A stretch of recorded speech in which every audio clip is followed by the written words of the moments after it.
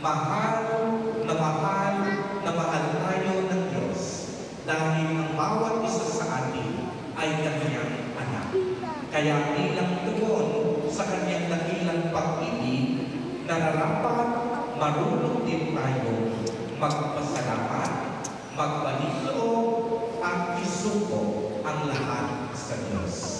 Sumainyo ang Panginoon. At sumainyo rin. At pagpalain po kayong lahat at ng inyong buong pamilya ng makapangyarihang Diyos, Ama, Anak, at Espiritu Santo. Amen. Humayo kayong taglay ang pag-ibig at kapayapaan ng Poong Jesus Nazareno. Salamat sa Diyos.